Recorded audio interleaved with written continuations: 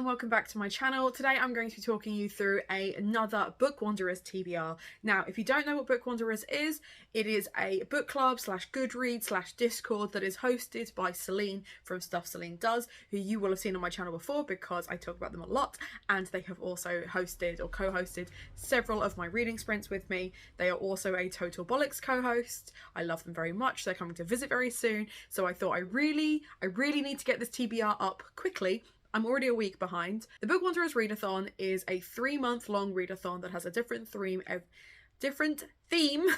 every 3 months.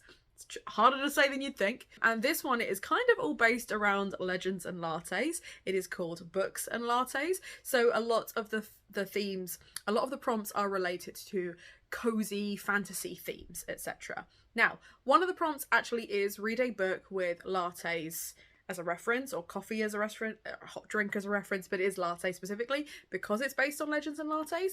I have not yet read Legends and Lattes, so the very first book that I'm putting on my TBR is Legends and Lattes. Now, you'll have seen it, it's everywhere, everyone seems to love this. It's a cozy fantasy about an orc setting up a coffee shop, except everyone else in her town's never heard of coffee before, they don't really understand, they don't need to pillage, they can just enjoy a cheap, like a cheesy brew, whatever it is.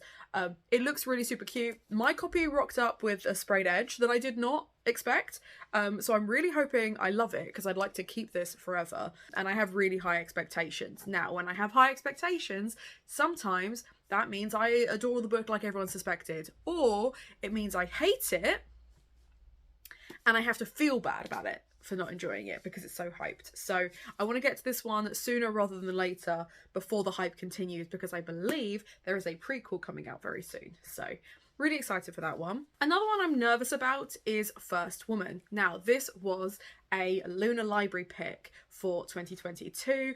I got some way into it, but really struggled with the writing style. The narrative voice is very complex, and I just don't know if I'm smart enough to understand this book. That's not to say that it's not beautiful, or that I don't enjoy the mythos of it. I do, but there is a really strange mixture of culturally relevant stuff, my own comprehension levels, and a whole bunch of other things that have made this quite tricky for me to get to. So I'm hoping that with the assistance of an audiobook I might understand it better, but I'm trying this one again.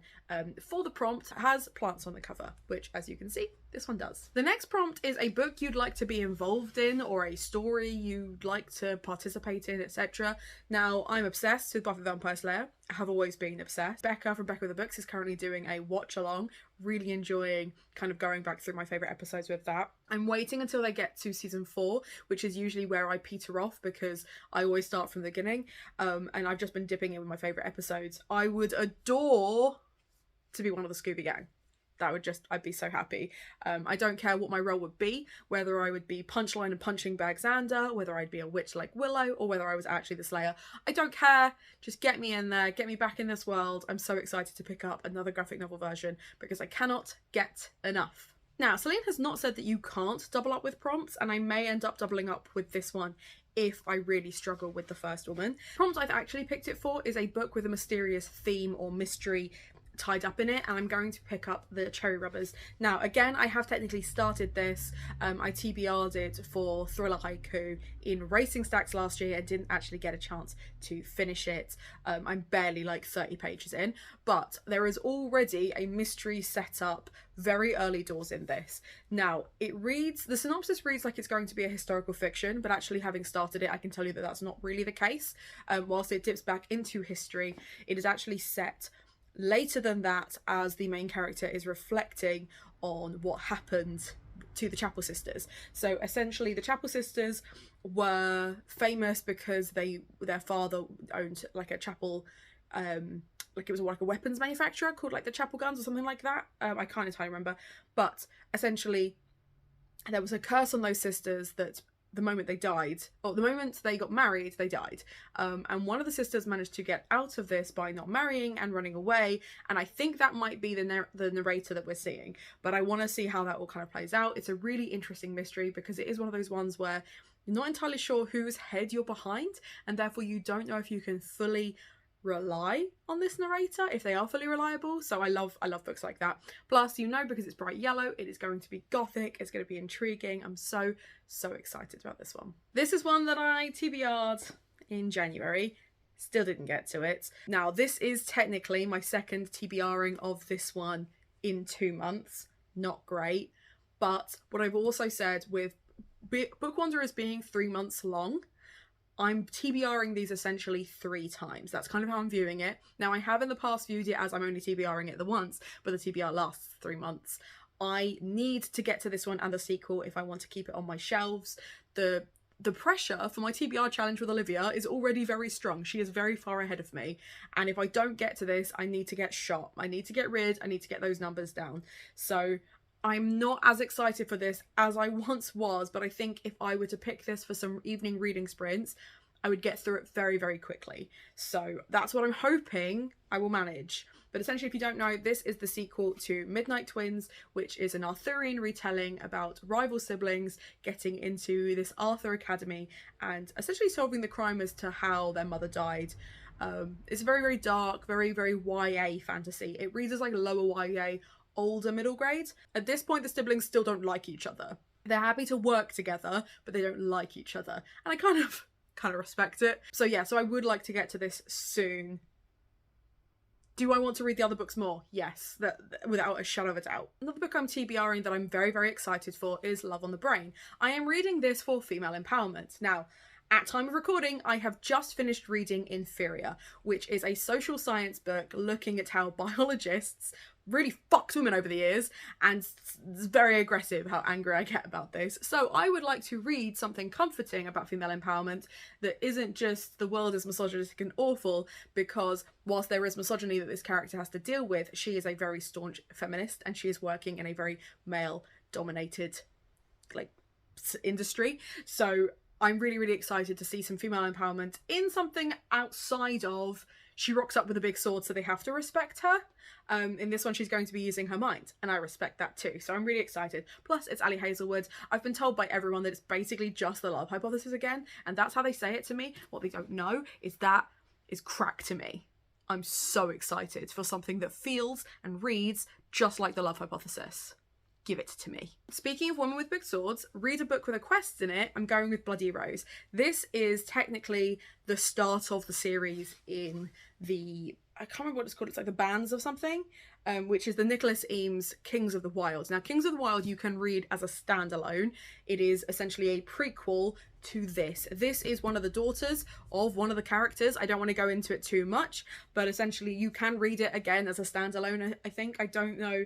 There's going to be a third one. I don't know like if that one time skips as well, but there is a time jump between Kings of the Wild and this one. And it follows a heroine who is not a good person, but if it has the same D&D vibes that Kings of the Wild did, I have no problem thinking that I will finish this easily in this 3-month TBR. Not a problem. I'm so hyped for this, you don't even know. Like, the writing style, the characters, the banter, it was all really good fun in Kings of the Wild. So again, give me more of it, and give it to me now. Another prompt is a sapphic book. I will be reading Cool for the Summer. This very much has that dorky 90s film vibe, where for one summer she's like super cool, she's able to get away with essentially being this like really mysterious person, and then she goes back to school and kind of like in Greece where they're confronted with the person they were flirting with over the summer, confronted with in school where people don't think they're cool and they are generally a nerd, dorky, etc. It sounds like it's going to be really fun. I like that it has bi-rep in the fact that it's a boy and a girl that she fancies, that there's going to be hijinks there. I'm really, really excited. It feels like it's going to be a really gentle short read.